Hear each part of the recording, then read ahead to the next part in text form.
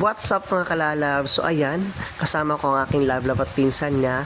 Tayo ay pupunta ng Quiapo Church para magsimba.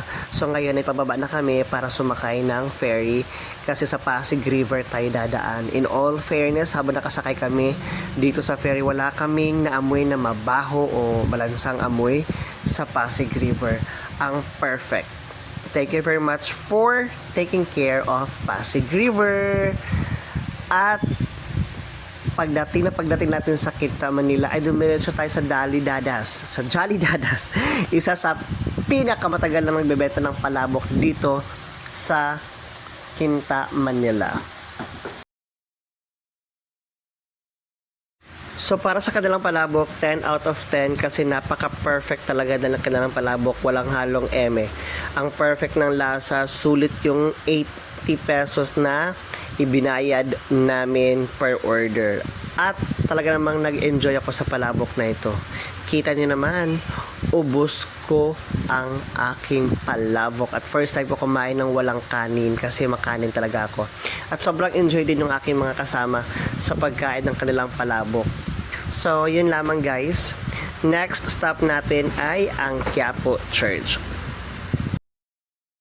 So, dahil medyo maaga kami dumating ng Quiapo, Manila, medyo nag-wait muna kami ng mga isang oras kasi alas 12 daw ang start ng simba. By the way guys, hindi ko na pinakita pero bumili ako ng dalawang rosary na color green at color purple, at after ng misa kanina ay pinabinitahan ko yan kay Father.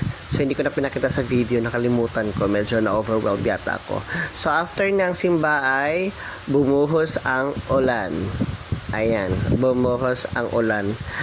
And so, ang next destination natin ay isa sa kainan dito sa Binondo, Manila. Itong yang chow rice nila, 3 out of 10 kasi lugaw, hindi siya maganda pagka-prepare. Yung kanilang manok naman na in-order namin ay 7 out of 10, ang perfect ng lasa, pero hindi ganun ka-perfect. Ang gulo. Ito namang chicken feet nila is 7 out of 10. Ang kanilang mga siomay kasi walang sabaw yun. Dapat daw may sabaw, pero walang sabaw. So, total ng Ying Ying Tea House for me is 6 out of 10. Medyo na-hype lang sa social media, pero ayan. At ang last destination for today's video ay ang Binondo Church. So, dito nagdasal ako, nagpasalamat sa lahat ng blessings na ibinigay ni Lord, sa lahat ng challenges na nalampasan ko, sa lahat ng mga tao na ginamit niya, sa lahat ng mga tao na never nag-close ng kanilang doors for me. Thank you very much everyone. At of course sa guidance na din sa pang-araw-araw naming pamumuhay. Thank you very much Lord, and thank you very much for watching guys. See you on my next